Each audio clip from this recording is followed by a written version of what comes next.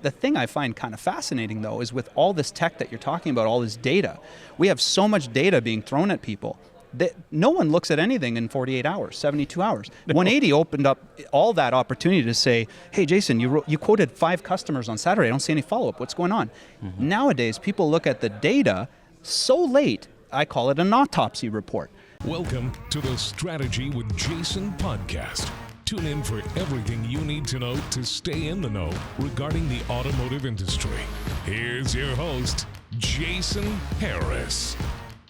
I do believe that we're getting into now the new era of the industry where people are becoming more data conscious. Mm-hmm. All right. I mean, I know I've had many conversations over the years, and I'm sure you have too, where people have been kind of, let's call it data ignorance. Right, they're just ignorant of the data, or they don't believe it, or data mistrust. I don't believe that's what my customers want, or I don't think this is what it is. I don't believe our email capture rate is 60%. It's like, well, it might be 100% at delivery, but according to this is clearly 68%. But again, you end up with those roundabout conversations that I don't think really elicit too much. But at the same time, if you really take a step back, again, every single software maker, if they're not talking about your process with your people, yes, you know that's probably not going to be a software for, like, for instance, a lot of people love software that'll tell them what the value of the vehicle is, let's say a trade-in or whatnot.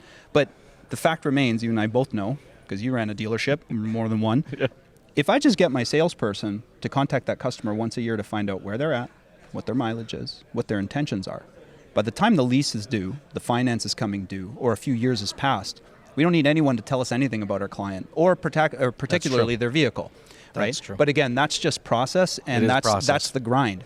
And but I just have process too many. That generates the experience. 100%. But if I don't chasing this, right? 100%. But if you end up with managers right now, like 15 years ago when I was doing training at 180, we would create an email campaign for your lease finance renewal, and people would respond because it was 2005 and it was an email, and they got it and they could respond. Email. Today, I create letter campaigns for people because people don't answer emails, or I'll create a phone prompt, and it's far, far more effective. The thing I find kind of fascinating, though, is with all this tech that you're talking about, all this data, we have so much data being thrown at people that no one looks at anything in 48 hours, 72 hours. No. 180 opened up all that opportunity to say, hey, Jason, you quoted 5 customers on Saturday. I don't see any follow-up. What's going on?